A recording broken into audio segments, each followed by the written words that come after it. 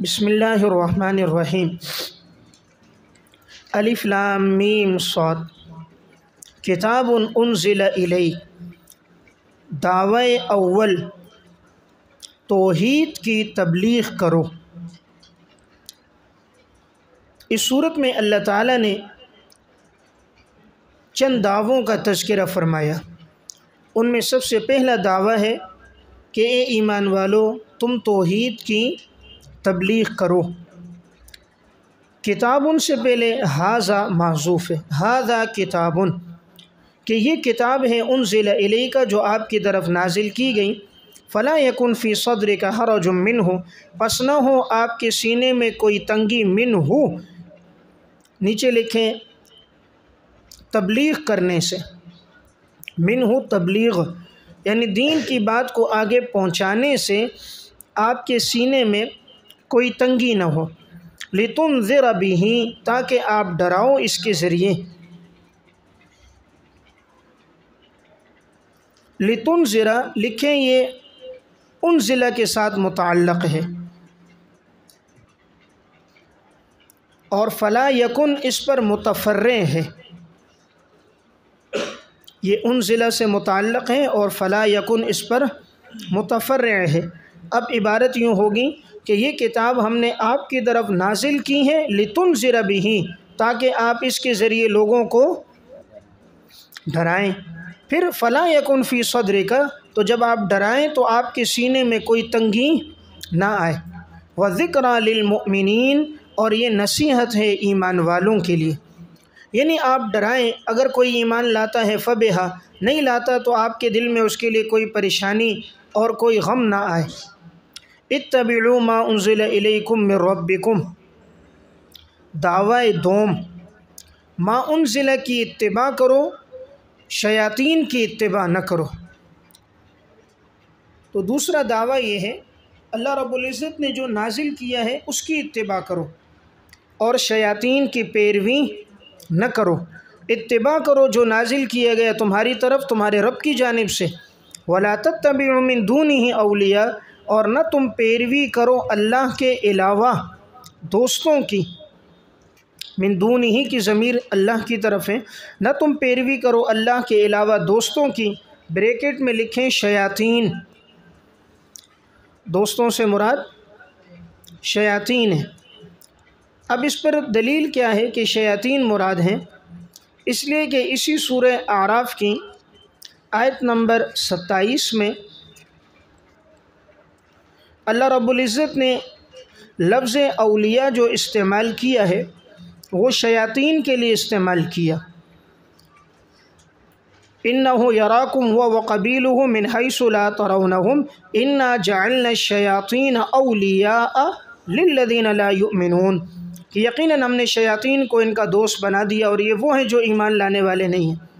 تو معلوم ہوا کہ اولیاء سے مراد شیاطین ہیں۔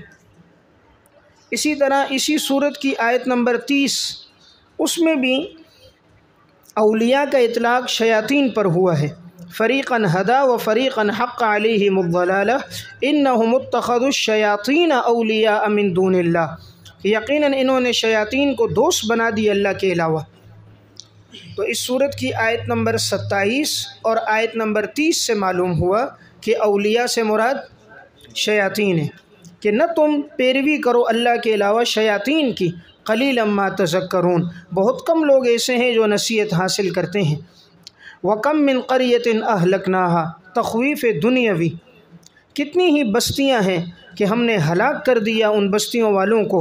فَجَاءَ بَأْسُنَا بَيَاتًا جب آیا ہمارا عذاب رات کے وقت، أَوْ هُمْ قَائِلُونَ یا اس وقت جب وہ قیلولہ کر رہے تھے۔ جب آیا ہمارا عذاب رات کے وقت یا اس وقت جب کہ وہ قیلولہ کر رہے تھے یعنی دن کو۔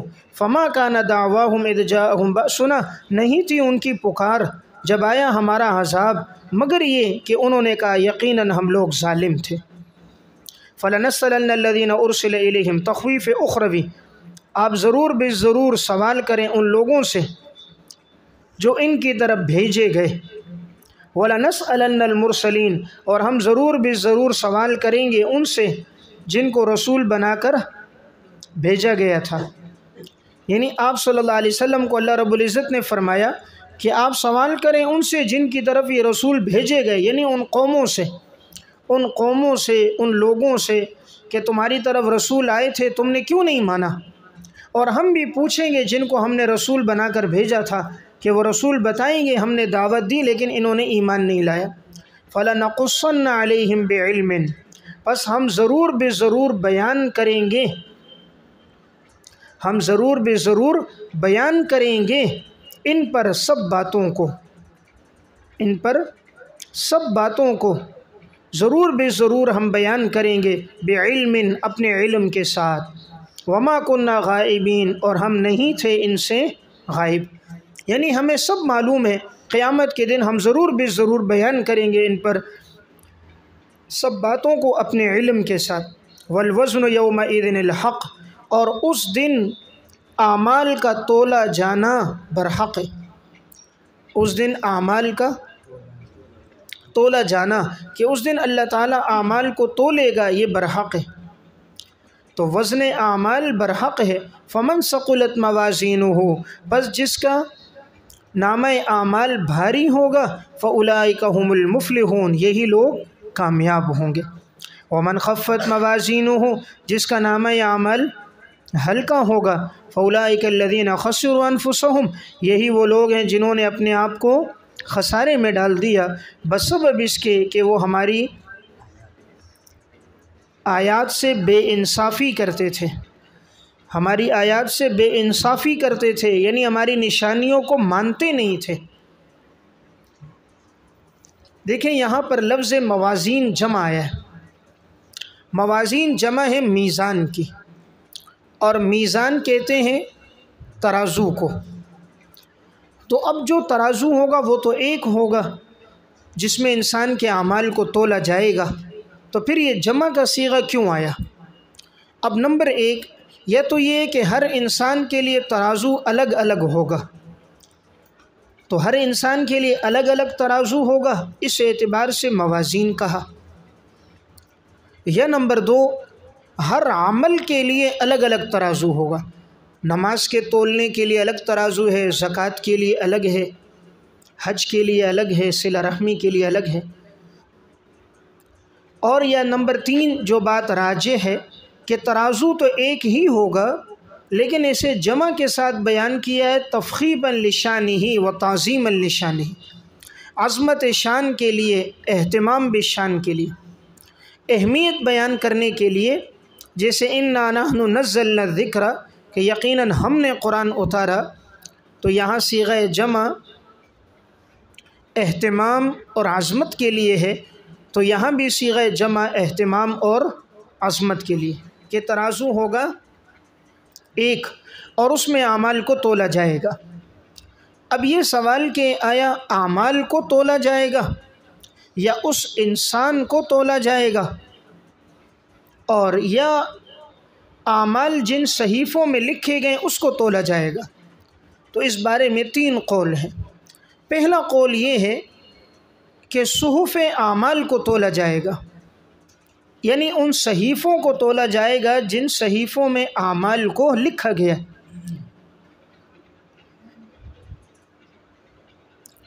اور اس کی تائید سنن ترمذی کی اس روایت سے ہوتی ہے کہ رسول اللہ صلی اللہ علیہ وسلم نے فرمایا کہ ایک انسان ایسا ہوگا جب اس کے سامنے اس کے اعمال نامے کھلیں گے تو سب گناہ ہی گناہ ہوں گے، اب وہ سمجھے گا عنقریب میں جہنم میں جانے والا ہوں، اور اس کے 99 رجسٹر ہوں گے اور وہ سب اس کے گناہوں سے بھریں، تو اب وہ سمجھ جائے گا میں یقیناً جہنم میں جا رہا ہوں۔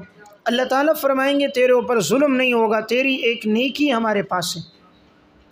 وہ یہ سمجھے گا ان 99 رجسٹروں کے مقابلے میں ایک نیکی کیا کام آئے گی، لیکن اللہ تعالیٰ اس نیکی کو لائیں گے، وہ ایک کاغذ کا ٹکڑا ہوگا اور اس پر کلمہ شہادت ہوگا، تو چونکہ یہ مسلمان تھا تو وہ کلمہ شہادت ہوگا۔ اس کو کہتے ہیں حدیث البطاقہ۔ یہ حدیث البطاقہ وہ کلمے والا کاغذ کا ٹکڑا جیسے ہی ترازو میں رکھا جائے گا تو وہ کلمے والا جو پلڑا ہوگا وہ بھاری ہو جائے گا، اور اس کے گناہ کے جو پلڑے ہوں گے وہ ہلکے ہو جائیں گے، اور اس چیز پر اس کی مغفرت ہو جائے گی۔ تو اس سے معلوم یہ ہوتا ہے کہ تولا کس کو جائے گا؟ صحف اعمال کو۔ دوسرا قول یہ ہے کہ تولا جائے گا، خود انسان کو تولا جائے گا، ہر انسان کو تولا جائے گا، اور یہ وزن اس کے جسم کا نہیں ہوگا، یہ وزن اس کے اعمال کا ہوگا۔ اور اللہ رب العزت اعمال سے واقف ہے، اور اس پر استدلال اس سے کیا جاتا ہے کہ صحیح بخاری کی روایت ہے، رسول اللہ صلی اللہ علیہ وسلم نے فرمایا کہ ایک فربا آدمی کو لایا جائے گا، اور جب اسے تولا جائے گا تو اس کا جو وزن ہوگا وہ مچھر کے پر کے برابر بھی نہیں ہوگا۔ اور اسی طرح اس کا استدلال ہوتا ہے، حضرت عبداللہ ابن مسعود رضی اللہ تعالیٰ عنہ ایک دفعہ درخت پہ چڑھے، ان کی پنڈلیاں بڑی پتلی پتلی تھیں، تو جب اوپر سے کوئی چیز توڑ رہے تھے تو پنڈلیاں نظر آنے لگیں، تو بعض صحابہ اس پہ مسکرا گئے کہ یہ باریک پنڈلیوں والا ہے۔ تو آپ صلی اللہ علیہ وسلم نے فرمایا کہ یہ جو ابن مسعود کی پنڈلیاں ہیں، اگر اسے ترازو میں رکھو گے تو یہ احد پہاڑ سے زیادہ وزنی۔ تو اس سے معلوم یہ ہوتا ہے کہ انسان کو تولا جائے گا۔ اور تیسرا یہ ہے کہ نہیں، اعمال کو تولا جائے گا۔ پہلا تھا صحف اعمال کو، اور دوسرا اس انسان کو، اور تیسرا اعمال کو، اور راجح بات یہی ہے کہ تولا جائے گا اعمال کو۔ اب اللہ اعمال کو کیسے تولے گا؟ اعمال تو از قبیل اعراض ہے، اور اعراض کا جسم نہیں ہوتا تو اسے کیسے تولا جائے گا؟ تو جواب یہ ہے کہ اللہ رب العزت قادر ہے، اور اللہ رب العزت ان اعراض کو تولیں گے، کیونکہ قرآن میں وَنَزَعُ الْمَوَازِينَ الْقِسْطَ لِيَوْمِ الْقِيَامَةِ کہ قیامت کے دن ہم ترازوؤں کو رکھیں گے انصاف کے لیے۔ القسط مفعول لہو ہے، اور الموازین میزان کی جمع ہے، کہ ترازو ہم رکھیں گے تاکہ انسان کے اعمال کو تولا جائے۔ تو اللہ اعمال کو تولے گا۔ کیسے تولے گا؟ جواب یہ ہے کہ جب آج کے دور میں انسان نے آلات بنائے ہیں، بخار ایک اعراض ہے، اور آج اس کو تولا جا رہا ہے، کہتے ہیں جی آپ کو 102 بخار ہو رہا ہے۔ گرمی سردی اعراض ہے، لیکن آج محکمہ موسمیات والے بتا رہے ہیں اتنی سینٹی گریڈ گرمی ہوگی اور اتنی سینٹی گریڈ سردی ہوگی۔ اسی طرح رفتار جو ہے نا گاڑی کی، بھئی یہ فی گھنٹہ 120 کلومیٹر کی رفتار سے یہ گاڑی چل رہی ہے۔ اب یہ گاڑی کی رفتار اعراض ہے، لیکن وہ آج بتائی جا رہی ہے کہ یہ گاڑی جو چل رہی ہے اتنے رفتار سے چل رہی ہے، اس کا میٹر بتا رہے۔ تو جب انسان ایک ایسے آلات بنا سکتا ہے تو اللہ قادر ہے، وہ بھی اس طرح کا ایک ترازو بنائے گا جس سے انسان کے اعمال کو تولا جائے گا۔ یہ مختصر میں نے بات عرض کی۔ اگر آپ کا ذوق ہے تو اس سلسلے میں وہ میری کتاب چھپی ہے، درس ختم بخاری، اس میں آخری حدیث کا درس ہے۔ آج سے 3 سال قبل جو درس دیا تھا وہ 2.25 گھنٹے کا تھا، تو آخری حدیث پہ وہ تفصیلاً بات ہوئی تھی، تو الحمدللہ وہ چھپ گیا ہے۔ اگر آپ کا ذوق اس سلسلے میں ہے تو اس کا مطالعہ کریں، اور اگر نہیں ہے تو آگے دیکھیں۔ وَلَقَدْ مَكَّنَّاكُمْ فِي الْأَرْضِ تذکیر انعامات، اور البتہ یقیناً ہم نے تمہیں قدرت دی ہے زمین میں۔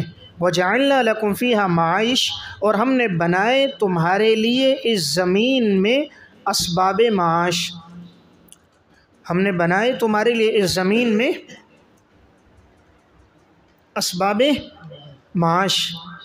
دیکھیں اللہ نے زمین میں ہمیں قدرت دی، آج انسان رہائی زمین میں اختیار کر رہا ہے، اور زمین میں اللہ نے اسباب معاش بنائے، یہیں سے کھیتی، یہیں سے فصلیں، یہیں سے پھل اگ رہے ہیں۔ قلیلا ما تشکرون، بہت کم لوگ ایسے ہیں جو اللہ کا شکر ادا کریں۔ وَلَقَدْ خَلَقْنَاكُمْ ثُمَّ صَوَّرْنَاكُمْ، اور البتہ یقیناً ہم نے تمہیں پیدا کیا اور ہم نے تمہاری صورت بنائی۔ ثُمَّ قُلْنَا لِلْمَلَائِكَةِ اسْجُدُوا لِآدَمَ، اور پھر ہم نے کہا فرشتوں سے کہ تم سجدہ کرو حضرت آدم کو۔ فَسَجَدُوا إِلَّا إِبْلِيسَ، تو تمام لوگوں نے سجدہ کیا سوائے ابلیس کے۔ لَمْ يَكُن مِّنَ السَّاجِدِينَ، اور یہ ابلیس سجدہ کرنے والوں میں سے نہیں تھا۔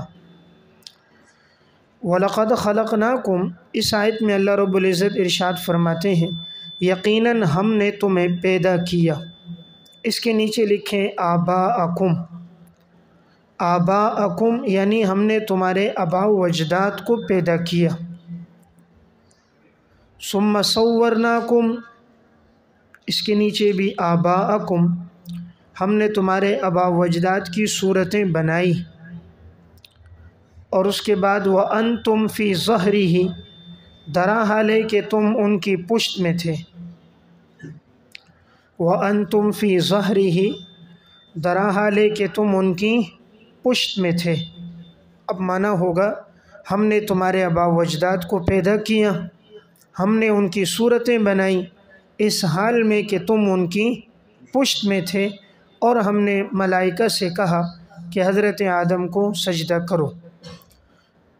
अगर ये इबारात माज़ूफ़ निकाली जाएंगी तो अब मफ़हूम बिल्कुल दुरुस्त होगा। मफ़हूम ये होगा कि हमने तुम्हारे आबा वजदाद को पैदा किया, तो आबा वजदाद में हज़रत आदम अलैहिस्सलाम भी शामिल हैं कि वही असल है, और फिर अल्लाह ने उनको पैदा करके फ़रिश्तों को कहा सजदा करो। अगर ये इबारत ना निकाली जाए तो फिर माना ये होगा हमने तुम्हें पैदा किया, तुम्हारी सूरतें बनाई, फिर हमने मलाइका से कहा कि हज़रत आदम को सजदा करो। हालांकि हज़रत आदम तो पहले आए हैं और हम उनके बाद आए हैं, तो इस वजह से खलक़नाकुम से मुराद आबा वजदाद हैं। तुम्हारे आबा वजदाद को हमने पैदा किया और तुम्हारी सूरतें बनाई इस हाल में कि तुम उनकी पुश्त में थे, और फिर हमने फ़रिश्तों से कहा सजदा करो। या दूसरी तोजी ये है कि सुम्मा जो है ये सिर्फ़ ज़िक्र ताक़ीब के लिए है, तरतीब के लिए नहीं है, ज़िक्र ताक़ीब के लिए है, यानी इसका तज़किरा बाद में हुआ है, वरना हकीकत में हज़रत आदम अलैहिस्सलाम का वाक़या पहले का है, वाक़या पहले का है, लेकिन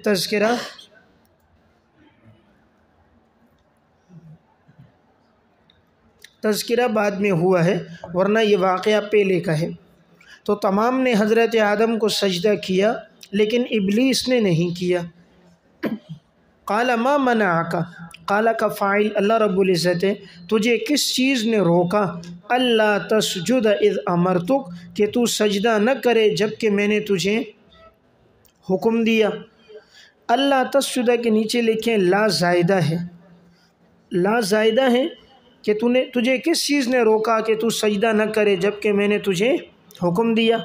क़ाला अना खैरुम मिन्हु, इब्लीस ने कहा मैं उससे बेहतर हूँ। खलक़तनी मिन नारिन व खलक़तहु मिन तीन, आपने उसको मुझे पैदा किया आग से, और हज़रत आदम को पैदा किया मट्टी से।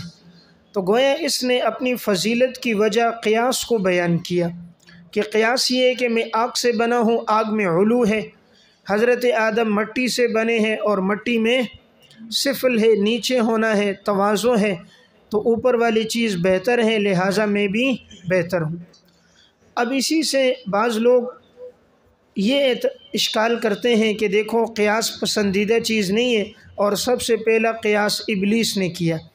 तो जवाब ये है क़ियास तो पसंदीदा चीज़ है, शरीयत के अहकामात के इस्तिंबात में वो क़ियास पसंदीदा नहीं है जो नस के मुकाबले में हो, वो क़ियास पसंदीदा नहीं है जो नस के मुकाबले में हो। इब्लीस ने क़ियास नस के मुकाबले में किया, नस मौजूद थी हज़रत आदम को सजदा करो, और इसने क़ियास किया, तो हर ऐसा क़ियास जो नस के मुकाबले में होगा वो मरदूद होगा। और फ़ुक़हा किराम का क़ियास वो होता है जो नस के मुकाबले में नहीं होता, नस वहाँ मौजूद ही नहीं होती, बल्कि वो नस से इल्लत तलाश करके उस इल्लत के ज़रिए से नए पेश आमदा मसले का हल निकालते हैं। क़ाला फ़हबित मिन्हा, क़ाला का फ़ाइल अल्लाह रब्बुल इज़्ज़त है, अल्लाह रब्बुल इज़्ज़त ने फरमाया उतर जा तू मिन्हा, इससे। मिन्हा की ज़मीर के मर्जे में तीन एहतिमालात हैं। या तो पहला एहतिमाल है अल जन्नत, कि तू उतर जा जन्नत से, या मिन्हा अस्समाउ, या तू उतर जा आसमान से, और या नंबर तीन मुराद ये है कि जो तू मलाइका की जमात में था, ज़ुमरतुल मलाइका में, तो उससे निकल जा।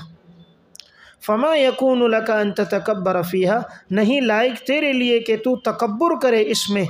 फ़ख़रुज इन्नका मिनस्साग़िरीन, पस निकल जा, यकीनन तू ज़लीलों में से है। اس آیت سے پہلی بات یہ معلوم ہوئی کہ دیکھیں ابلیس نے جب گناہ کیا تو اللہ نے جنت سے یا آسمان سے یا ملائکہ کی جماعت سے اس کو نکال دیا، اور معلوم ہوا انسان جب گناہ کرتا ہے تو نیک جگہ سے یا نیک لوگوں کی صحبت سے وہ محروم ہو جاتا ہے۔ نمبر 2، اللہ نے اوپر سے نیچے کی طرف لایا، معلوم ہوا گناہ سے انسان عزت سے ذلت کی طرف آ جاتا ہے، گناہ کرنے کی وجہ سے انسان رسوا اور ذلیل ہوتا ہے۔ اور نمبر 3، اللہ تعالیٰ نے فرمایا یقیناً تو ذلیلوں میں سے ہے، معلوم ہوا اللہ کی نافرمانی انسان کو ذلیل و رسوا کر دیتی، آج نہیں تو کل، کل نہیں تو پرسوں، ایک وقت آئے گا گناہ انسان کو معاشرے میں رسوا کر دیتا ہے۔ قال انظرنی الی یوم یبعثون، ابلیس نے کہا مجھے مہلت دے دے اٹھائے جانے کے دن تک، مجھے مہلت دے دے اٹھائے جانے کے دن تک، یعنی ابلیس نے بجائے معذرت کے کہ یا اللہ مجھ سے غلطی ہو گئی آئندہ نہیں کروں گا، توبہ نہیں کی، بلکہ اپنی غلطی پہ اڑ گیا، ڈٹ گیا۔ غلطی پہ ڈٹنا ابلیس کا طریقہ ہے، اور غلطی ہو کر فوراً اللہ سے معافی مانگ لینا حضرت آدم علیہ السلام اور بنو آدم کا طریقہ ہے۔ اب دیکھیں آدم علیہ السلام سے جیسے خطا ہوئی، آگے آ رہی ہے بات، فوراً حضرت آدم اور حوا نے فرمایا قالا ربنا ظلمنا انفسنا وان لم تغفر لنا وترحمنا لنکونن من الخاسرین، لیکن ابلیس نے کیا کہا مجھے مہلت دو۔ قال، اللہ رب العزت نے فرمایا انک من المنظرین، یقیناً تو مہلت دیے گئے لوگوں میں سے، تو مہلت دیے گئے لوگوں میں سے ہے کہ ہم نے تجھے مہلت دے دی ہے۔ قال، ابلیس نے کہا فبما اغویتنی، بسبب اس کے کہ تو نے گمراہ کیا مجھے، بسبب اس کے کہ تو نے گمراہ کیا مجھے، لأقعدن لهم صراطک المستقیم، میں ضرور بے ضرور بیٹھوں گا ان لوگوں کو گمراہ کرنے کے لیے تیرے سیدھے راستے پر، جو تیرا سیدھا راستہ میں وہاں بیٹھ جاؤں گا، اور بیٹھنے کا مقصد یہ ہوگا کہ میں لوگوں کو گمراہ کر دوں۔ دیکھیں یہاں ابلیس نے اپنی گمراہی اور اپنی بدعمالی کو تقدیر کا بہانہ بنا دیا، تقدیر کا سہارا لے لیا، بجائے اس کے کہ وہ یہ کہتا مجھ سے غلطی ہوئی، تقدیر کا سہارا لے کر کہنے لگا کہ تو نے مجھے گمراہ کیا، حالانکہ گمراہ اپنے اعمال سے ہوا۔ تقدیر میں لکھنے کی وجہ سے انسان کا اختیار سلب نہیں ہوتا، بلکہ اس کا اختیار باقی رہتا ہے، تو اس نے یہ گناہ اپنے اختیار سے کیا تھا، لیکن اب اس نے گناہ کے اندر بہانہ کس کو بنایا کہ فبما اغویتنی، تو نے مجھے گمراہ کیا، لہٰذا اب میں یہ کروں گا کہ میں بیٹھ جاؤں گا اور سیدھے راستے پر میں لوگوں کو گمراہ کروں گا۔ دیکھیں لأقعدن میں اس نے دو تاکیدیں لائی، لام بھی تاکید ہے اور نون تاکید بھی ثقیلہ ہے۔ معلوم ہوا ہر سیدھے آدمی کو راستے سے گمراہ کرنے کے لیے شیطان بڑا زور لگاتا ہے اور ہر ممکنہ کوشش کرتا ہے۔ ثم لآتینہم من بین ایدیہم، پھر میں ضرور بے ضرور آؤں گا ان کے پاس، من بین ایدیہم ان کے سامنے سے، ومن خلفہم ان کے پیچھے سے، وعن ایمانہم ان کے دائیں طرف سے، وعن شمائلہم اور ان کے بائیں طرف سے، ولا تجد اکثرہم شاکرین، اور آپ نہیں پاؤ گے ان میں سے اکثر لوگوں کو شکر گزار۔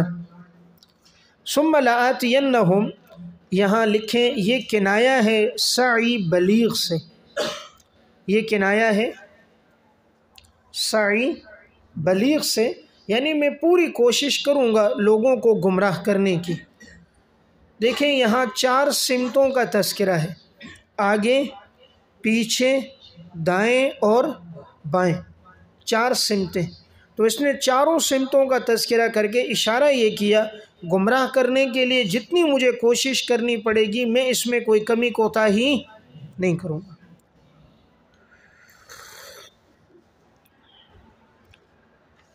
اس سے معلوم یہ ہوا شیطان دیکھیں گمراہ کرنے کے لیے کتنی تیاری کرتا ہے، کتنی محنت کرتا ہے، اور ہم ہدایت پر ہوتے ہوئے ہم لوگ ہدایت کے لیے کوئی کوشش اور محنت نہیں کرتے، ہم لوگوں کو دین پہ لانے کے لیے محنت نہیں کرتے، اور شیطان گمراہ کرنے کے لیے کتنی محنت کرتا ہے۔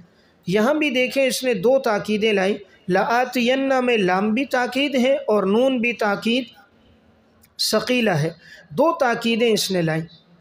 اب یہاں میں سامنے سے گمراہ کروں گا، اس کا مطلب یہ ہے کہ میں ان کو جنت کے راستے کی طرف چلنے نہیں دوں گا، ہدایت کے راستے سے میں ان کو روکوں گا۔ پیچھے سے گمراہ کروں گا، اس کا مطلب ہے آخرت سے میں ان کو غافل کر دوں گا۔ دائیں طرف سے گمراہ کروں گا یعنی نیکیوں سے دور رکھوں گا، بائیں طرف سے گمراہ کروں گا یعنی گناہوں میں مشغول کر دوں گا، گناہوں میں مشغول کر دوں گا۔ اور یا نمبر 2 کہ میں انہیں ضرور آؤں گا دائیں طرف سے اور سامنے سے، تو سامنے اشارہ اس طرف ہے کہ میں دنیا کو مزین کر کے ان کے سامنے پیش کروں گا، دنیا کو مزین کر کے سامنے پیش کروں گا، یہ لوگ دنیا میں لگ جائیں گے۔ پیچھے سے بھی گمراہ کروں گا، خواہشات میں لگا دوں گا۔ دائیں طرف سے گمراہ کروں گا، مال و دولت اور حرص میں ڈال دوں گا۔ بائیں طرف سے گمراہ کروں گا یعنی انہیں معصیت میں مبتلا کر دوں گا۔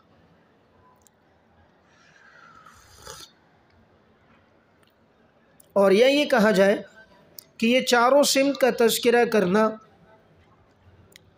یہ اس کی گمراہی کے عموم کو بتانا ہے کہ یہ گمراہی کے اندر گویا اتنی تیاری کے ساتھ اور اتنی محنت کے ساتھ یہ کرتا ہے کہ ہر ممکنہ کوشش کرتا ہے کہ میں دوسرے کو گمراہ کر دوں۔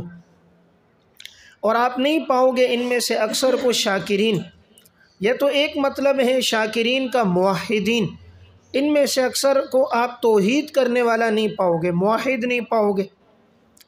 یہ نمبر 2 شکر گزار نہیں پاؤ گے یعنی اللہ کے فرما بردار، اگر وہ اللہ کے فرما بردار اطاعت گزار ہوتے تو وہ شیطان کی پیروی نہ کرتے۔ یہ شکر گزار نہیں پاؤ گے مطلب یہ ہے کہ وہ ناشکرے لوگ ہیں، اگر شکر گزار ہوتے تو اللہ کے فرما بردار ہوتے نا، احسانات سب سے زیادہ اللہ نے کیے، لیکن وہ اللہ کا شکر نہیں کر رہے، اس وجہ سے وہ شاکرین میں نہیں۔ قال اخرج منہا، قال کا فاعل اللہ رب العزت، اللہ رب العزت نے کہا نکل جا تو منہا، اس سے یعنی وہی جنت سے یا آسمان سے، مذموماً ذلیل کیا ہوا، مدحوراً دھتکارا ہوا۔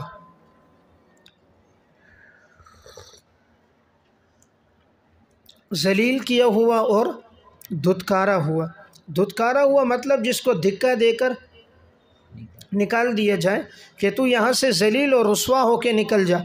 ایک تو یہ آدمی کسی جگہ سے نکلتا ہے، آتا ہے جاتا ہے لیکن عزت کے ساتھ آتا جاتا ہے، اور ایک یہ کسی کو نکالا جائے، اخراج کیا جائے۔ اب روزانہ آپ مدرسے سے باہر نکلتے ہیں لیکن ایک طالب علم کا نوٹس لگا ہوتا ہے کہ اس کا مدرسے سے اخراج ہو گیا، وہ جو نکلتا ہے وہ رسوائی کے ساتھ ہے، اور ایک عصر کو نکلتا ہے وہ ہے چائے پینے کے لیے، تو دونوں میں فرق ہے۔ اسی طرح دھتکارا ہوا، ایک عزت کے ساتھ کسی کو بلایا جائے اور ایک یہ کہ دھکا دے کر کسی کو نکالا جائے۔ لمن تبعک منہم، پر جو بھی پیروی کرے گا تیری ان میں سے، لأملأن جہنم منکم، میں ضرور بے ضرور بھروں گا جہنم کو، منکم اجمعین، تم سب سے، یعنی جو بھی تیری پیروی کرے گا قیامت تک، اللہ نے کہا میں جہنم کو ان سب سے بھروں گا۔ وَيَا آدَمُ اسْكُنْ أَنْتَ، اعزاز آدم، اے آدم تو ٹھہر جا اور تیری گھر والی بھی ٹھہر جائے جنت میں، فَكُلَا مِنْ حَيْثُ شِئْتُمَا، اور تم دونوں کھاؤ پیو جہاں سے تم چاہو، وَلَا تَقْرَبَا هَذِهِ الشَّجَرَةَ، لیکن تم دونوں قریب نہ جانا اس درخت کے، فَتَكُونَا مِنَ الظَّالِمِينَ، ورنہ تم ہو جاؤ گے نقصان اٹھانے والوں میں سے۔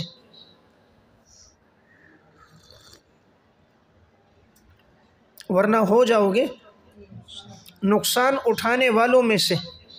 دیکھیں یہ اللہ تعالیٰ نے حضرت آدم علیہ السلام کا اعزاز بیان کیا کہ ہم نے کہا کہ تم ٹھہر جاؤ، تمہاری بیوی بھی جنت میں۔ ایک ہے کسی کو زمین پہ ٹھہراؤ، ایک ہے جھونپڑی میں ٹھہراؤ، مکان میں ٹھہراؤ، محل میں ٹھہراؤ، سب سے بڑا مقام جنت میں ٹھہراؤ۔ دنیا میں کوئی انسان کسی کو اعزاز دے گا زیادہ سے زیادہ 5 اسٹار ہوٹل میں ٹھہرائے گا، اس سے زیادہ تو اس کی کوئی گنجائش۔ اور اللہ تعالیٰ نے ان کو دنیا میں ٹھہرایا ہی نہیں بلکہ سب سے افضل جگہ یعنی جنت میں ٹھہرایا۔ اکیلا بھی نہیں ٹھہرایا کہ اکیلے میں تنہائی ہوگی، وحشت ہوگی، پریشان ہوں گے، وزوجو کا ساتھ بیوی کو بھی ٹھہرایا تاکہ انہیں سکون رہے۔ اور صرف ٹھہرایا ہی نہیں، فَكُلَا مِنْ حَيْثُ شِئْتُمَا، کھانے پینے کی تمام چیزیں بھی مہیا کر دی۔ دیکھیں انسان کے رہنے کے لیے 3 چیزیں ہوتی ہیں۔ کہتے ہیں نا آج کل کے بھی سیاسی لیڈر، روٹی، کپڑا اور مکان۔ تو اللہ رب العزت نے مکان دیا جنت، اور روٹی اللہ نے صرف خشک نہیں، یہ تو روٹی چھینتے ہیں آج کل مہنگائی کر کے۔ اللہ نے کہا ہر چیز کھاؤ، فَكُلَا مِنْ حَيْثُ شِئْتُمَا، جو چاہو کھاؤ۔ اور پھل بھی کاربیٹ کے اور کیمیکل کے پکے ہوئے نہیں، بلکہ وہ پھل جنت کے جو پکائے خود اللہ نے، کہا جہاں سے چاہو کھاؤ۔ لیکن ایک بات بتائی کہ اس درخت کے قریب نہ جانا۔ اب یہ درخت کون سا ہے؟ میں نے آپ کو وضاحت کی تھی سورہ بقرہ میں نے کہا یہ درخت مبہم ہے، ابہموا ما ابہمہ اللہ، جس کو اللہ نے مبہم رکھا ہے تم بھی اس کو مبہم رکھو۔ اس لیے ہمیں نہیں معلوم کہ یہ درخت کون سا ہے۔ تو بعض نے انجیر کا، بعض نے گندم کا، بعض نے اس کو جوں کا، بعض نے انار کا کہا، واللہ اعلم۔ جب اللہ رسول نے نہیں بتایا تو ہمیں معلوم نہیں۔ اور دین کا کوئی مسئلہ سمجھنا بھی اس پر موقوف نہیں، ورنہ تم ہو جاؤ گے نقصان اٹھانے والوں میں سے۔ اور وہی ہوا، نقصان کیا اٹھایا کہ اللہ تعالیٰ نے ان دونوں کو جنت سے دنیا میں بھیج دیا، تو یہ بڑا نقصان ہو گیا۔ فَوَسْوَسَ لَهُمُ الشَّيْطَانُ، پس ان دونوں کو بہکانے لگا شیطان، لہما، ان دونوں کو بہکانے لگا شیطان، لِيُبْدِيَ لَهُمَا، تاکہ وہ ظاہر کر دے ان دونوں کے لیے، مَا وُرِیَ عَنْهُمَا، جو چھپائی گئی تھی ان دونوں سے، مِنْ سَوْآتِهِمَا، ان دونوں کی شرمگاہیں۔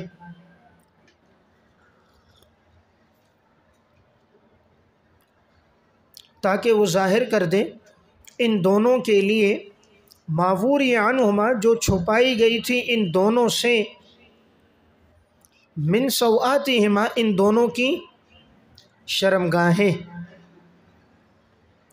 وقال ما نہاکما ربکما، تشریح وسوسہ، اللہ تعالیٰ نے فرمایا نہیں روکا، وقال ما نہاکما ربکما عن ہذہ الشجرہ، ابلیس نے کہا کہ نہیں روکا تم دونوں کو تمہارے رب نے اس درخت سے، الا ان تکونا ملکین، مگر تم دونوں ہو جاؤ گے فرشتے، یا تم دونوں ہو جاؤ گے اس جنت میں ہمیشہ رہنے والے۔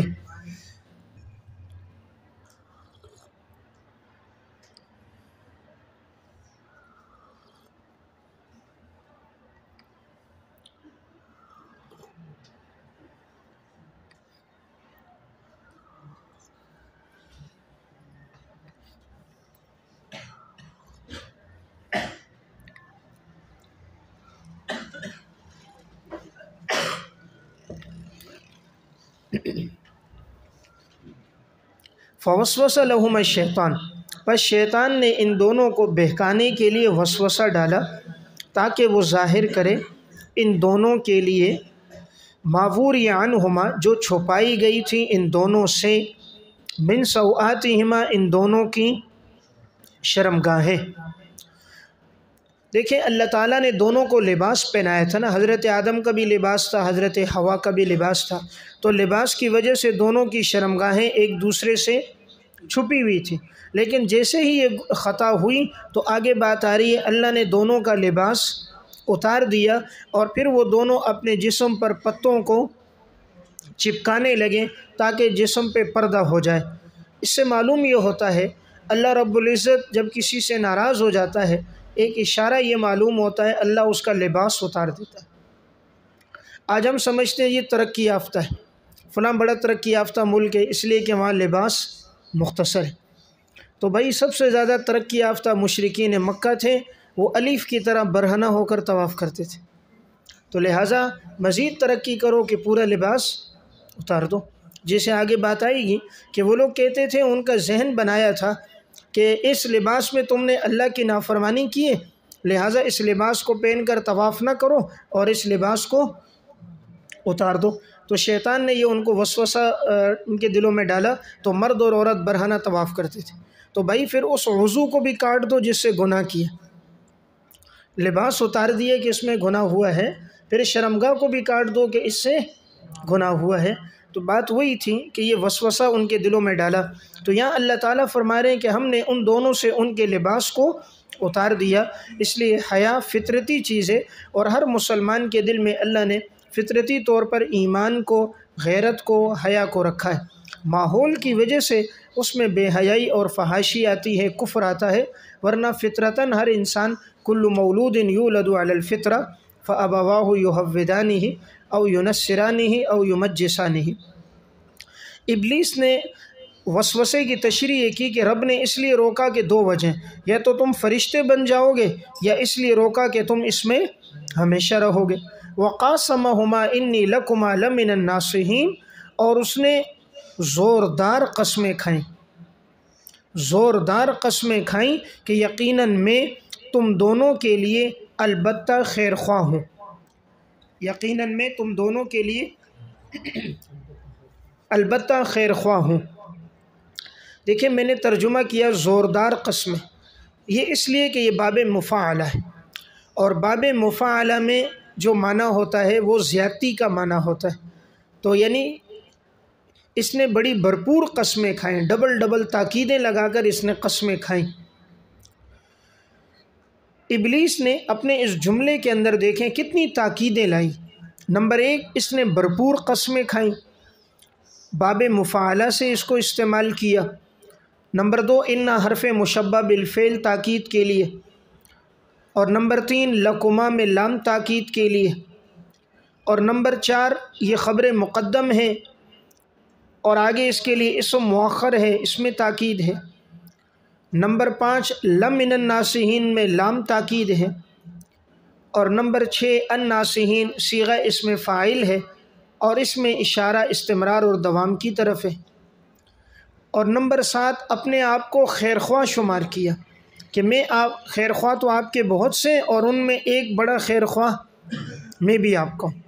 تو جب انسان کو یوں کہے کہ میں آپ کا بڑا خیر خواہ ہوں اور قسمیں کھانا شروع کر دے، تو انسان اس کی بات کی طرف متوجہ ہو جاتا ہے کہ یار واقعی یہ میرا بڑا خیر خواہ ہے، قسمیں کھا کھا کے مجھے بتا رہا ہے۔ تو اس نے اتنی قسمیں کھائیں۔ یا بعض نے یہ لکھا ہے کہ قاسمہ باب مفاعلہ سے اس لیے ہے کہ حضرت آدم اور حوا اس کے قسموں میں آ گئے نا، اس نے جو قسمیں کھائیں تو انہوں نے اس کی قسموں کو گویا مان لیا، اس کی باتوں میں آ گئے، اس کے وسوسے میں آ گئے، تو گویا انہوں نے بھی اس کی بات کو مانا، اس لیے اس کو تعبیر مفاعلہ سے کیا۔ مفاعلہ چونکہ جانبین سے ہے تو گویا کہ انہوں نے بھی اس کی بات کو تسلیم کر دیا، اتنی اس نے قسمیں کھائیں۔ بعض لوگ ہوتے ہیں نا دوسرے کے دل میں اعتماد ڈالنے کے لیے قسمیں کھاتے ہیں، تو اس نے اتنی قسمیں کھائیں کہ ان کے دلوں میں اس کا اعتماد آ گیا۔ فَدَلَّاهُمَا بِغُرُورٍ، پس پھسلا دیا ان دونوں کو دھوکے کے ساتھ،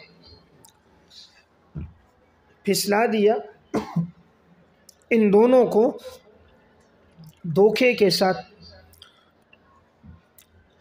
دلہ اصل میں کہتے ہیں ڈھول کو اوپر سے نیچے کی طرف کنویں میں ڈالنا پانی نکالنے کے لیے۔ تو جب آدمی یہ ڈھول نکالتا ہے تو پانی اوپر نکال لیتا ہے ڈھول کو، تو جس طرح ڈھول اوپر سے نیچے کی طرف آتا ہے اس طرح ان کو بھی اوپر جنت سے نیچے کی طرف لایا گیا، اس لیے اس کو تعبیر کس سے کیا؟ دلہ سے۔ تو چونکہ ان کا اترنا سرعت کے ساتھ ہوا ہے، جلدی کے ساتھ ہوا ہے، اس لیے اس جلدی کو تعبیر ڈھول سے کیا۔ جس طرح آدمی ڈھول پھینکتا ہے تو آنن فانن وہ کنویں میں نیچے پہنچ جاتا ہے، اس طرح اس نے لایا، اور بغرور، اور وہ بھی دھوکے کے ساتھ۔ فلما ذاق الشجرہ، پس جب ان دونوں نے چکھا اس درخت کو، بدت لہما سوآتہما، ظاہر ہو گئی ان دونوں کے لیے ان دونوں کی شرمگاہیں، وطفقا یخصفان علیہما، پس وہ دونوں چپکانے لگے اپنے اوپر، من ورق الجنہ، جنت کے پتوں کو، پس وہ چپکانے لگے اپنے اوپر جنت کے پتوں کو، وناداہما ربہما، اور ان دونوں کے رب نے ان دونوں کو پکارا، کیا میں نے تم دونوں کو نہیں روکا تھا اس درخت سے، اور میں نے تم دونوں سے نہیں کہا تھا کہ یقیناً شیطان تم دونوں کا واضح دشمن ہے۔ دیکھیں اس آیت میں اللہ رب العزت نے فرمایا کہ جب ان دونوں نے درخت کو چکھا، معلوم ہوا گناہ کی جو ہوتی ہے صرف معمولی لذت ہوتی ہے۔ چکھنا جو ہے نا، یہ صرف معمولی لذت کی طرف اشارہ ہے۔ گناہ کی صرف معمولی لذت ہوتی ہے اور وہ ہمیشہ کے لیے نہیں ہوتی، اس لیے تھوڑی سی لذت کی خاطر انسان گناہ نہ کرے، لذت ختم ہو جاتی ہے، گناہ باقی رہتا ہے۔ تھوڑی سی مشقت کی خاطر نیکی کو نہ چھوڑے، مشقت ختم ہو جاتی ہے، نیکی باقی رہتی ہے۔ تو گناہ کی لذت ہوتی ہے عارضی، اسی لیے وہ لذت ختم نہیں ہوتی۔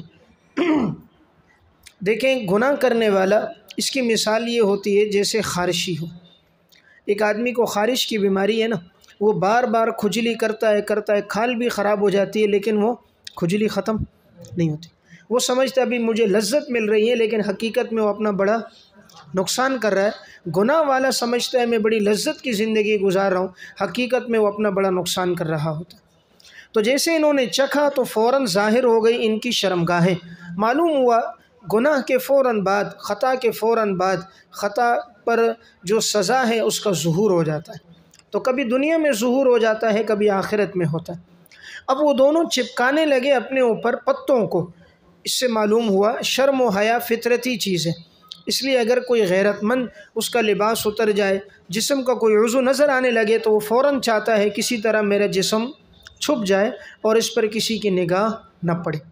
اللہ رب العزت نے فوراً فرمایا کہ یہ میں نے ظلم نہیں کیا کہ تمہارا لباس اتارا، تمہیں جنت سے نکالا، بلکہ میں نے تم دونوں کو منع کیا تھا کہ اس درخت کے قریب نہ جانا۔ دیکھیں یہاں پر نادا ہما میں بھی ہما ضمیر تثنیہ، رب ہما میں بھی تثنیہ، انہاکما تثنیہ، تلکما تثنیہ، اقل لکما تثنیہ، پھر آگے لکما تثنیہ۔ حالانکہ ایک مرتبہ بھی کافی ہے، بار بار اللہ نے دونوں کو مخاطب کر کے گویا اس طرف اشارہ کیا، میں نے تم دونوں کو منع کیا تھا، یعنی گویا تم دونوں سے یہ خطا ہوئی، ایسا نہیں کہ ایک سے ہوئی ہو دوسرے سے نہ ہوئی ہو، بلکہ یہ خطا تم دونوں سے ہوئی ہے، اس لیے اللہ نے دونوں کو بار بار مخاطب کیا۔ اور یقیناً میں نے تم دونوں سے کہا تھا کہ شیطان تمہارا واضح دشمن ہے۔ قالا ربنا ظلمنا انفسنا، تو بس ان دونوں نے کہا اے ہمارے رب، ہم نے اپنے نفسوں پہ ظلم کیا، اگر تو نے ہمارے گناہوں کو نہیں بخشا، ہم پہ رحم نہ کیا، البتہ ہم ہو جائیں گے خسارہ پانے والوں میں سے۔ تو دیکھیں فوراً حضرت آدم اور حوا نے اپنی غلطی پر استغفار کیا۔ قرآن کریم میں جو ہے فَتَلَقَّى آدَمُ مِن رَبِّهِ کلمات، تو کلمات سے یہ کلمات مراد ہے۔ سورہ بقرہ میں جو آپ نے پڑھا کہ حضرت آدم نے اللہ سے کلمات سیکھے، تو وہ کلمات یہی کلمات تھے۔ اس لیے جب بھی انسان سے خطا ہو تو وہ ان کلمات کو پڑھے، اپنے گناہوں کے ندامت کے لیے کلمات پڑھے جائیں تو اللہ کو یہ بڑے پسند ہیں۔ اسی لیے اللہ رب العزت نے حضرت آدم علیہ السلام کی خطا میں ان کی توبہ کو قبول فرمایا۔ قال اہبطوا بعضکم، قال کا فاعل اللہ ہے۔ اللہ رب العزت نے فرمایا اہبطوا بعضکم لبعض، اتر جاؤ، تم میں سے بعض کے دشمن ہوں گے، تم میں سے بعض کے دشمن ہوں گے، اور تمہارے لیے زمین میں ٹھہرنا ہوگا اور فائدہ حاصل کرنا ہوگا ایک وقت تک۔ دیکھیں یہاں بھی اہبطوا امر کا صیغہ ہے اور جمع کا صیغہ ہے۔ اب یہاں سوال یہ کہ حضرت آدم اور حوا تو دو تھے، پھر یہ جمع کا صیغہ کیوں استعمال ہوا؟ تو جواب یہ ہے نمبر 1 کہ اس سے مراد حضرت آدم، حضرت حوا اور حضرت ابلیس، حضرت نہیں صرف ابلیس سے لعین، تو یہ لعین سب اس میں شامل ہے، اس وجہ سے یہ صیغہ کون سا آیا؟ جمع کا آیا۔ یہ نمبر 2، یہاں پر جمع کا صیغہ اس لیے کہ ما فوق الواحد پر جمع کا اطلاق ہوتا ہے، ما فوق الواحد پر جمع کا اطلاق ہوتا ہے، تو گویا حضرت آدم اور حوا دو ہیں، اور دو سے اوپر پر جمع کا اطلاق درست ہے۔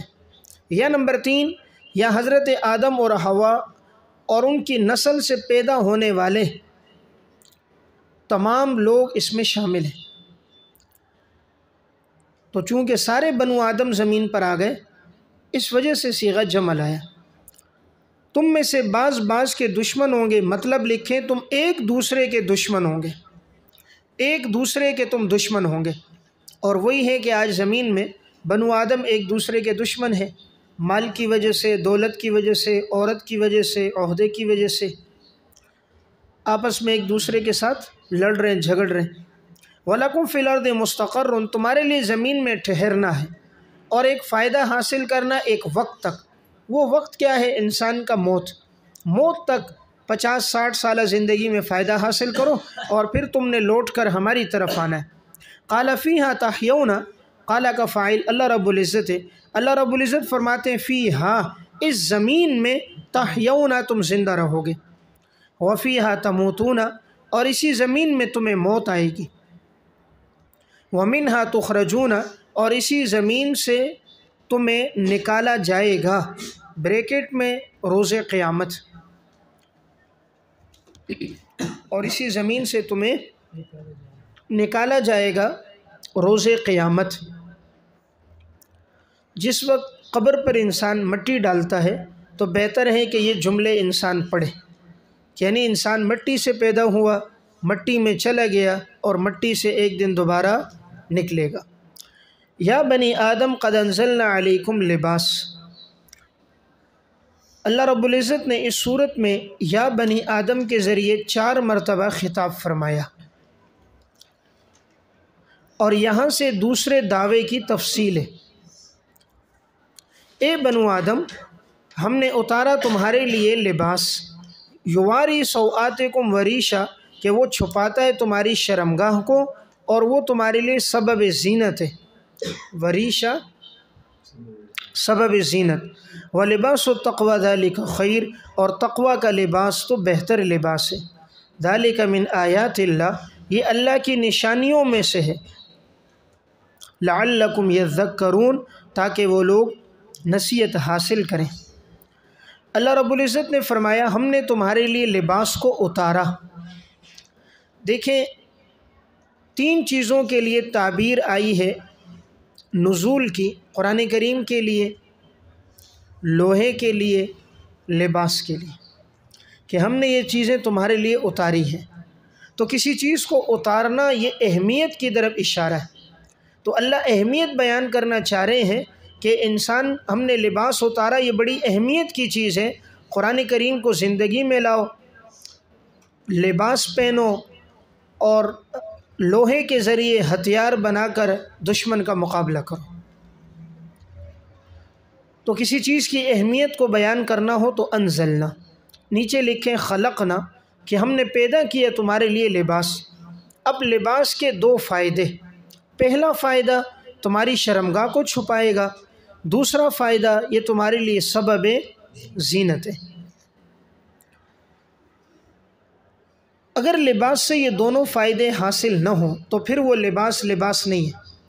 آج ہم دیکھ رہے ہیں کہ جو لباس ہے وہ جسم کو چھپاتا نہیں ہے بلکہ اور ظاہر کرتا ہے، جیسے پینٹ۔ اب ایک آدمی جینس کی پینٹ پہن رہا ہے، بڑی تنگ پینٹ ہے یا تنگ لباس ہے، تو وہ جسم چھپا نہیں رہا بلکہ جسم کی ساخت کو اور ظاہر کر رہا ہے، تو معلوم ہوا وہ لباس نہیں ہے۔ لباس وہ ہوگا جو کھلا ڈلا ہو، اتنا کشادہ ہو کہ جسم کی ساخت اور جسم کے اعضاء اس میں نمایاں نہ ہو۔ اب ان میں کیا ہوتا ہے، جو آدمی لباس پہنتا ہے، اس طرح کی تنگ پینٹیں، تنگ کپڑے، سجدے میں جاتا ہے، پیچھے والوں کی نگاہ پڑتی ہے، اور انسان کے جسم کے اعضاء، پوشیدہ اعضاء خاص طور پہ نظر آتے ہیں۔ بسا اوقات وہ پینٹ سرک جاتی ہے اور انسان کے سطر پر بھی دوسروں کی نگاہ پڑتی ہے، تو معلوم ہوا یہ لباس نہ ہوا۔ لباس وہ ہوگا جو شرمگاہ کو چھپائے گا۔ نمبر 2، لباس وہ ہوگا جس میں زینت ہوگی، خوبصورتی ہوگی۔ اگر وہ لباس ایسا ہے جس سے انسان خوبصورت نظر نہیں آ رہا، معلوم ہوا وہ لباس نہیں ہے۔ اور خوبصورتی سادگی میں، جتنا سادہ لباس ہوتا ہے اور کشادہ لباس ہوتا ہے اتنا خوبصورت ہوتا ہے، اور جتنا اس سے ہٹ کر ہوتا ہے اتنا وہ لباس انسان کو بدصورت کرتا ہے۔ لباس میں زینت ہے، اسی لیے آج دیکھیں جو بھی باطل ہے نا، وہ عورت کو برہنہ کر کے پیش کرنے کے لیے نئے نئے لباس کے ذریعے عورت کی تصویریں لاتے ہیں۔ اگر عورت کو بالکل برہنہ کرو، اتنی اس کی طرف کشش نہ ہو، اتنے گناہ کی طرف لوگوں کی رغبت نہ ہو، لیکن آئے دن اس کو نئے نئے لباس، تنگ لباس پہنا کر ان کی تصویریں روڈوں پر، سڑکوں پہ دائیں بائیں لگائی جاتی ہیں تاکہ اس کے ذریعے سے اس کا اور حسن ظاہر ہو اور لوگ گناہ میں پڑیں۔ تو معلوم ہوا باطل لباس کے ذریعے سے بے حیائی کو پھیلاتا ہے۔ ہر دن نئے لباس، ہر سال نئے لباس لا کر گمراہی کو پھیلایا جاتا ہے۔ اب اللہ رب العزت نے آگے فوراً انسان کو متوجہ کیا کہ سب سے بہتر لباس تو تقوی کا لباس ہے، یعنی اپنی ساری صلاحیتیں تم اس میں نہ لگاؤ کہ لباس اچھا ہو جائے، 5,000 کا لباس، فلاں موبائل، فلاں گاڑی اور فلاں ساز و سامان، اپنی ساری توجہ لگاؤ تقوی میں۔ تقوی کا لباس سب سے بہتر ہے۔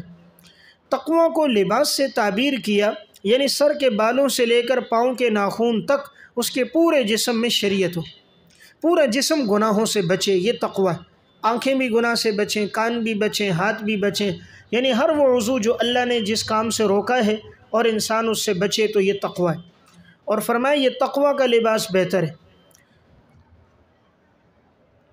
ذالک من آیات اللہ، حکمت لباس، لباس کی حکمت یہ ہے کہ اللہ کی نشانیوں میں سے، تاکہ وہ لوگ اس سے نصیحت حاصل کریں۔ یا بنی آدم لا یفتننکم الشیطان، یہ دوسری مرتبہ خطاب ہے۔ اے بنو آدم، نہ تمہیں فتنے میں ڈالے شیطان، کما اخرج ابویکم من الجنہ، جیسے اس نے نکلوایا تھا تمہارے والدین کو جنت سے۔ ترجمہ لکھیں، جیسے اس نے نکلوایا تھا، جیسے اس نے نکلوایا تھا تمہارے والدین کو جنت سے، ینزع عنہما لباسہما، تاکہ وہ دکھا دے ان دونوں کو ان کی شرمگاہیں، تاکہ وہ دکھا دے ان دونوں کو شرمگاہیں، لیریہما سوآتہما، تاکہ وہ دکھا دے ان دونوں کو ان کی شرمگاہیں۔ انہ یراکم ہوا وقبیلہ، یقیناً وہ شیطان اور اس کا قبیلہ تمہیں دیکھ رہا ہے، من حیث لا ترونہم، اس جگہ سے جہاں سے تم ان کو نہیں دیکھ رہے۔ انا جعلنا الشیاطین اولیاء، اور یقیناً ہم نے شیاطین کو بنا دیا دوست ان لوگوں کا کہ جو لوگ ایمان لانے والے نہیں ہیں۔ اس آیت میں دوسری مرتبہ خطاب ہے کہ اے بنو آدم، شیطان تمہیں فتنے میں نہ ڈالے، جیسے اس نے تمہارے آباء و اجداد کو فتنے میں ڈالا اور انہیں جنت سے نکلوایا، اور نمبر 2 ان کا لباس بھی اس نے اتار دیا، اور اس لیے اتارا تاکہ تمہارے وہ والدین ایک دوسرے کو دیکھیں۔ دیکھیں اللہ نے تعبیر کیا فرمائی، کہا یہ شیطان اتنا بڑا دشمن ہے، یہ صرف تمہارا دشمن نہیں ہے، تمہارے آباء و اجداد کا دشمن ہے، اور تمہارے آباء و اجداد میں تمہارے سب سے بڑھ کر حضرت آدم اور حضرت حوا، یہ اتنا بڑا دشمن ہے، تمہارے ماں باپ کو اس نے جنت سے نکلوایا۔ دیکھیں اگر کسی کو یہ کہو نا کہ فلاں آدمی دشمن ہے، وہ کہتا ہے یار چلو میرے ساتھ دشمنی ہے، کہا نہیں، یہ وہ دشمن ہے تمہارے آباء و اجداد اور خاندان کے ساتھ دشمنی کرتا رہا، اتنا بڑا دشمن تھا، تمہارے ماں باپ کو بھی اس نے اپنے گھر سے نکلوایا۔ مسلمان کا گھر تو جنت ہے، تو اگر کوئی یہ کہے کہ اتنا بڑا دشمن ہے، تمہارے ماں باپ کو بھی اس کے گھر سے نکالا، تو انسان کو بڑا غصہ آتا ہے، اور گھر بھی مٹی کا نہیں بلکہ جنت کا۔ تو اللہ فرما رہا ہے یہ ایسا خبیث ہے کہ اس نے تمہارے آباء و اجداد کو نکلوایا، وہ بھی کہیں مٹی کے گھر سے نہیں بلکہ جنت سے۔ اور اسی پہ بس نہیں کیا، اور اس نے آگے جا کر ان کا لباس بھی اتار دیا، یعنی ان کو درخت کے کھانے پہ مجبور کیا، اور وہ سبب بنا ان کے لباس اتارنے کا۔ اس سے انسان کو بڑا غصہ آتا ہے۔ اگر کوئی کہے کہ بھئی یہ فلاں وہ ہے جس نے معاذ اللہ تمہاری ماں کا لباس اتارا، یہ وہ ہے جس نے تمہاری بیٹی کا لباس اتارا تھا، انسان بڑے غصے میں آتا ہے، میری ماں بہن بیٹی کا اس نے لباس اتارا، تو یہ ابلیس وہ ہے جس نے حضرت آدم اور حوا کا لباس اتارا۔ پھر اسی پہ بس نہیں کیا، لباس کیوں اتارا؟ تاکہ یہ دونوں ایک دوسرے کی شرمگاہ دیکھیں۔ اب ان میں تو حیا اور فطرتی طور پہ تھی، تو یہ اتنا بے حیا ہے، لباس اس لیے اتارتا ہے تاکہ بے حیائی پھیلے، بے غیرتی پھیلے۔ اور کہا یہ وہ ہے انہ یراکم، یہ ہر جگہ سے یہ بھی تمہیں دیکھ رہا ہے، اور اس کی جماعت بھی تمہیں دیکھ رہی ہے، لیکن تم اس کو دیکھ نہیں سکتے، یعنی ایسا دشمن ہے جو غیر مرئی ہے، دیکھیں اگر دشمن مرئی ہو نا، نظر آنے والا، تو مقابلہ آسان ہوتا ہے، انسان اس کو گولی مارے، تلوار سے مار دے، لیکن وہ نظر ہی نہ آئے تو مقابلہ مشکل ہوتا ہے۔ دنیا کا دشمن مال کا دشمن ہے، اور یہ ابلیس ایمان کا دشمن ہے، تو اس کی دشمنی بڑھ کر ہوئی۔ اور کہا یقیناً ہم نے شیاطین کے لیے بنا دیا دوست ان لوگوں کو جو ایمان نہیں لاتے۔ معلوم ہوا ابلیس کے دوست ہوں گے کافر، بے ایمان، فاسق لوگ اس کے دوست ہیں۔ اس آیت سے یہ بھی معلوم ہوا کہ قرآن کریم میں اسی صورت کے شروع میں جو لفظ اولیاء آیا تھا، تو میں نے آپ کو بتایا تھا کہ اولیاء سے مراد کون ہے؟ شیاطین ہے، تو یہ اس آیت کی تشریح ہے۔ وَإِذَا فَعَلُوا فَاحِشَةً، شکوہ، اور جب وہ کرتے ہیں کوئی بے حیائی کا کام، نیچے بریکٹ میں مثلاً بیت اللہ کا برہنہ طواف کرتے ہیں، بیت اللہ کا برہنہ طواف کرتے ہیں، اور یہ کہتے ہیں اللہ نے ہمیں حکم دیا ہے۔ قالوا وجدنا علیہا آباءنا، اور کہتے ہیں ہم نے پایا اس پر اپنے آبا و اجداد کو، واللہ امرنا بہا، اور اللہ نے ہمیں اس بات کا حکم دیا ہے۔ قل، جواب شکوہ، فرما دیجئے ان اللہ لا یأمر بالفحشاء، اللہ بے حیائی کا حکم نہیں دیتا۔ اتقولون علی اللہ ما لا تعلمون، کیا تم کہتے ہو اللہ پر وہ جو تم جانتے نہیں ہو؟ یعنی یہ کہنا کہ برہنہ طواف کرو، اللہ نے حکم دیا، اللہ ایسے گناہ کا کبھی بھی حکم نہیں دیتا۔ قل امر ربی بالقسط، فرما دیجئے میرا رب تو مجھے حکم دیتا ہے انصاف کا۔ قسط کے نیچے لکھیں توحید، توحید کا اور انصاف کا حکم دیتا ہے۔ اقیمو سے پہلے قال محذوف ہے، قال واقیمو، اور میرا رب کہتا ہے اپنے اقیمو وجوہکم عند کل مسجد، قبلہ رخ کرو اپنا چہرہ ہر نماز کے وقت۔ اقیمو وجوہکم، قبلہ رخ کرو اپنا چہرہ، عند کل مسجد، ہر نماز کے وقت، وَادْعُوهُ مُخْلِصِينَ لَهُ الدِّينَ، اور اسی اللہ کو پکارو خالص کرتے ہوئے اس کے لیے اطاعت، خالص کرتے ہوئے اس کے لیے اطاعت۔ کما بدأکم تعودون، جیسے اس نے تمہیں پیدا کیا ویسے ہی تم لوٹو گے، جیسے تمہیں پیدا کیا اسی طرح ویسے ہی تم لوٹو گے۔ تو اس آیت میں فرمایا اللہ تو تمہیں توحید کا حکم دیتا ہے، اور اللہ حکم دیتا ہے کہ نماز کے وقت تم میری طرف رخ کرو، میری طرف متوجہ ہو جاؤ، اور اللہ حکم دیتا ہے مجھے ہی پکارو خالص اعتقاد رکھتے ہوئے، یعنی میرے ساتھ کسی کو شریک نہ ٹھہراؤ، میں نے تمہیں پیدا کیا ہے اور تم لوٹ کر بھی میری طرف آؤ گے۔ فریقاً ہدا و فریقاً حق علیہم الضلالہ، پس ایک جماعت ہدایت پر ہے اور ایک جماعت ثابت ہو گئی اس کے لیے گمراہی۔ انہم اتخذوا الشیاطین اولیاء، سبب گمراہی، یقیناً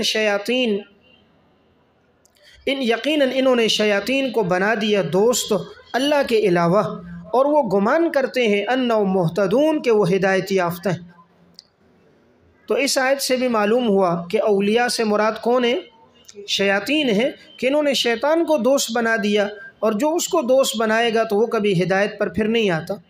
یا بنی آدم، تیسری مرتبہ خطاب، اے بنو آدم خذو زینتکم، تم اختیار کرو زینت عند کل مسجد، ہر نماز کے وقت، ہر نماز کے وقت، وَكُلُوا وَاشْرَبُوا، تم کھاؤ پیو، وَلَا تُسْرِفُوا، اور اسراف نہ کرو، یقیناً اللہ اسراف کرنے والوں کو پسند نہیں کرتا۔ اس آیت میں فرمایا کہ بنو آدم تم نماز کے وقت زینت کو اختیار کرو، یعنی نماز کے لیے جب آؤ تو صاف ستھرے ہو کر آؤ، وضو کر کے آؤ، اچھا لباس پہن کر آؤ کہ تم اللہ کے گھر میں آ رہے ہو۔ جس طرح انسان کسی شادی بیاہ میں اہم میٹنگ میں جاتا ہے تو بڑا بن ٹھن کے جاتا ہے، تو خدا کے دربار میں جب بھی آئے تب بھی انسان اچھا لباس پہن کر آئے۔ اور اس آیت میں اللہ رب العزت نے لفظ مسجد کہا، معلوم ہوا جب بھی انسان اللہ کے گھر میں آئے تو اچھا لباس پہنے، چونکہ اللہ کے گھر میں آنے کا بڑا مقصد سجدہ ہے، نماز ہے، اس لیے اس کو تعبیر کس سے کرتے ہیں؟ ترجمے میں نماز سے کرتے، ورنہ مقصود جب بھی اللہ کے گھر میں آئے تو زینت اختیار کریں۔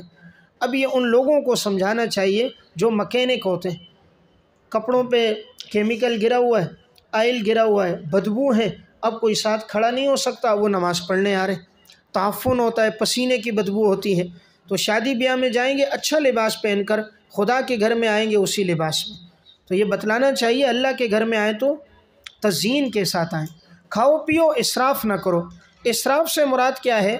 یعنی حلال چیزوں کو حرام کا اعتقاد رکھ کر حد سے نہ نکلو، حلال چیزوں کو حرام کا اعتقاد رکھ کر حد سے نہ نکلو، ورنہ اللہ تعالیٰ حد سے نکلنے والوں کو پسند نہیں کرتا۔ اب یہ حلال چیزوں کو حرام کرتے تھے، تو حلال کو جو حرام کر رہا ہے وہ حد سے نکل گیا۔